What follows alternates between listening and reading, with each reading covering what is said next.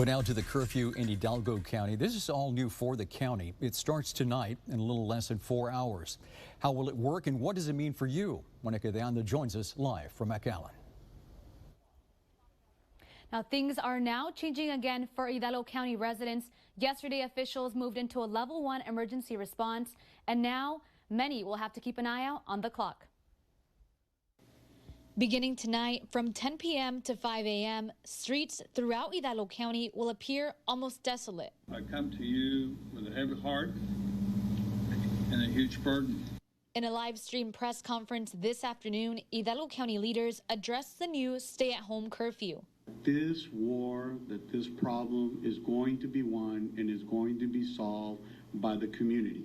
Hidalgo County officials confirmed a second positive coronavirus case yesterday. They hope this curfew will help prevent it from potentially spreading further throughout the county. During the meeting, Sheriff Eddie Guerra also clarified who can actually issue these citations and where. So troopers, deputies, deputy sheriff, deputy constables can enforce the order countywide. And of course, our police officers from the 21 different municipalities also have jurisdiction to enforce the order inside of their respective cities. Guerra says they'll start by educating the community and will first issue warnings. But after that, you could receive a $1,000 fine and up to 180 days in jail.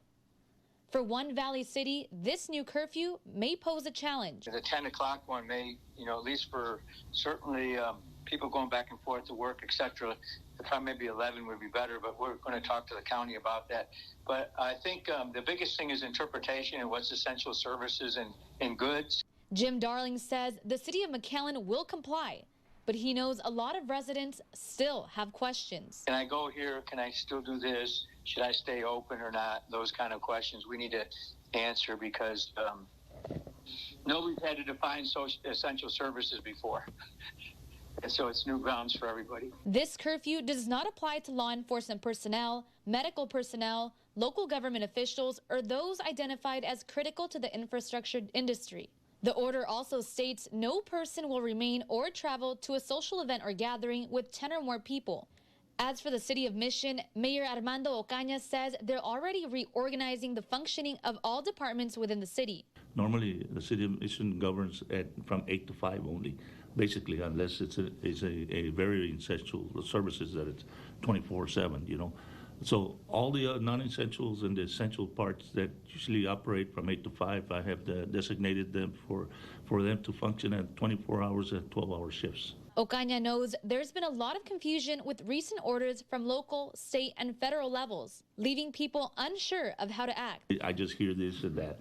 So a lot of times they make decisions based on rumors, and I want to make sure that the public understands that they need to get their facts. Darling and Ocaña both are unsure of how local businesses within their cities will be affected, but they do agree this stay-at-home curfew, as well as the other measures, are all in the entire county's best interest.